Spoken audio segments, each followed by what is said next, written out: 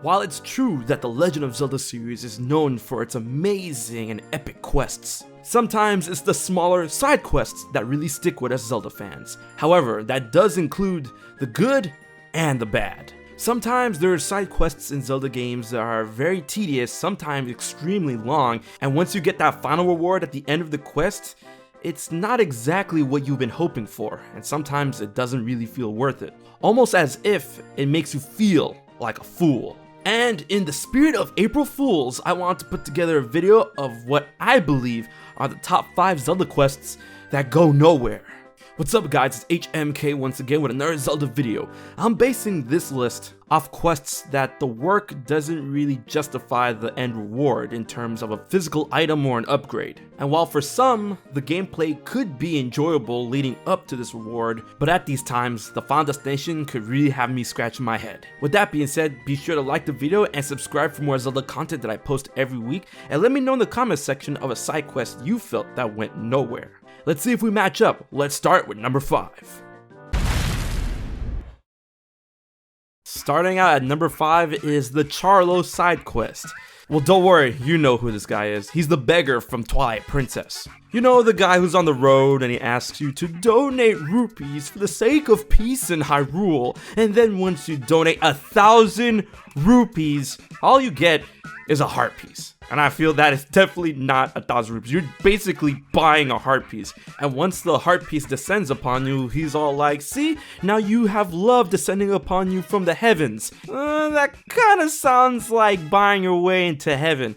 F that. Like, not only is the price cap for the side quest super huge, it's extremely tedious because the economy early on in the Twilight Princess game is not that great. And he can only accept increments of 30 or 50 rupees at a time. So not only is this guy tapping you out of your wallet, it takes forever to get this heart piece in a game where heart pieces fill up heart containers with 5 pieces. And what makes matters worse, if you try to make a donation with less than 30 rupees in your wallet, he will call you a callous youth and tell you to work before praying for peace. Excuse me, you're the one asking me for rupees.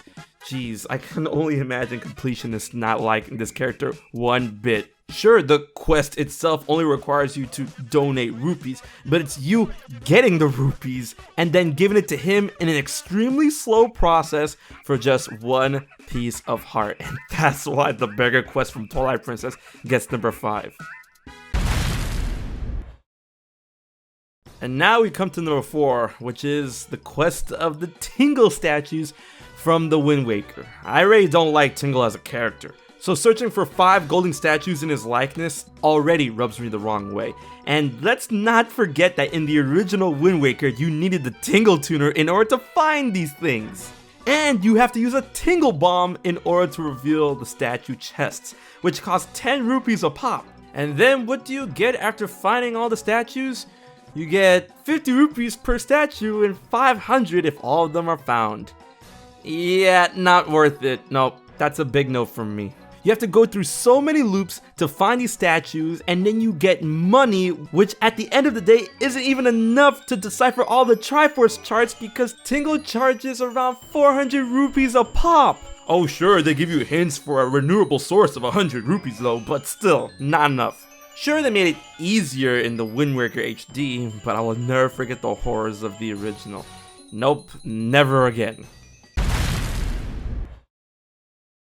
And now we come to number 3, the Big Po side quest in Ocarina of Time. After the 7-year time skip, you know, that room where the guard will like, hey, let's break some pots. It'll be replaced with a Po hunter / buyer. And he'll tell you that he's interested in buying big Poes and that for every big Po you sell him, he'll put 100 points on your card, and once you have 1,000 points, you will be very happy. The Po collector buys big Poes for 50 rupees a pop, which isn't too bad, but we're thinking about the end reward here. And for those like me that knows Ocarina of Time like the back of their hand, you already know that the reward from the Po collector when you get 1,000 points is an empty bottle, or should I say for most players, the final empty bottle. Listen, bottles are cool, but once I already have 3 in Ocarina of Time, I don't really need the 4th, but I'm still gonna get it because I'm a completionist. But going around the field of Hyrule to find and kill these big Poes on Epona's back is pretty tedious because they're very fast, they go in one direction, and if you spawn them in the wrong way, they can easily dissipate to a nearby wall. You gotta make sure your aim is right while you're on a moving horse and do this 10 times. Sure, it's easy for some, but I want to say it's pretty tedious for most. And like I said before, by the time you get this bottle, I'm pretty sure you guys already have 3.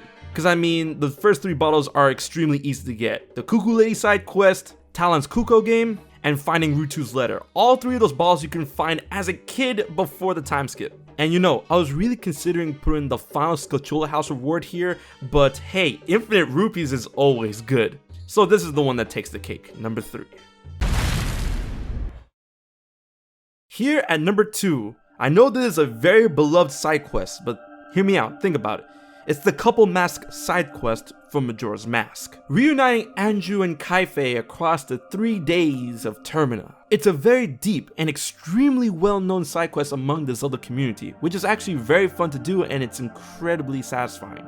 But not for the reward you get at the end, but for the story and lore that you gain along the way that ties so many characters of this world together. It's an extremely moving side quest that does bring a tear to your eye considering all the context surrounding the situation. However, the final physical reward of this side quest is very minimal, and I'm not talking about the Couple's Mask, but the actual reward at the very end of the side quest in which you get a piece of heart using the Couple's Mask. And sure, the Couple's Mask does look nice and you do need it in order to get the Fierce Deity's mask at the end, but there are other side quests within Majora's Mask that need a mask in order to gain a heart piece, and some of these are extremely easier by comparison, such as the Majora's Mask. You find him, play the Song of Healing, you take the mask, dance in front of a couple of chicks, bam bam, you're back at the mall. Now don't get me wrong, the Anju and Kaife reunion side quest is still one of my favorite in all video games really.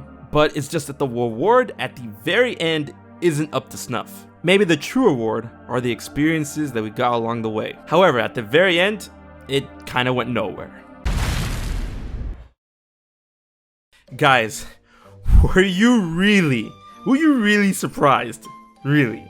The number 1 side quest in terms of Zelda games that go nowhere comes from one of the most recent Zelda games ever. That's right, Hetsu's Gift, the Korok Seed side quest from Breath of the Wild. Find all 999, you know you get a pile of shit. Literally, this item serves no purpose and the way you get it is incredibly tedious. The world of Hyrule in Breath of the Wild is gigantic, and finding Korok seeds across this enormous world is actually not too bad because there's so many seeds to get. And expanding your inventory for a certain amount of seeds is not bad at all either. But we're talking about the final reward of this quest, and finding every single Korok seed, all 900 of them, is a completely different story and beast. And of course, considering all these side quests, I'm going in with the insight of first time players, you know, when the first time I played a Zelda game, when the first time you played a Zelda game. So you would think, alright,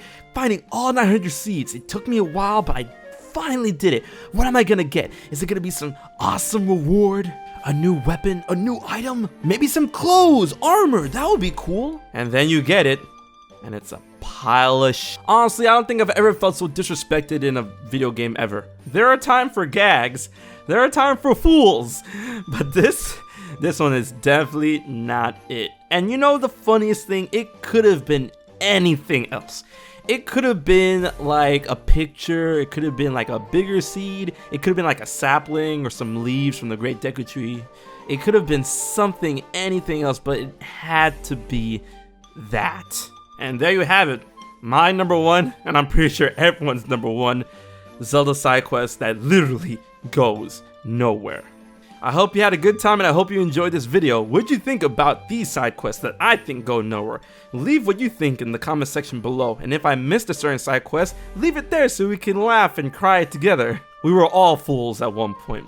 So guys, until the next Zelda video, be sure to like and subscribe, and be sure to share the video with your friends. And if you want to find out how you can support HMK for just $1 a month, please check out my Patreon page. Alright guys, until the next Zelda video, this has been HMK, and I will check you guys later.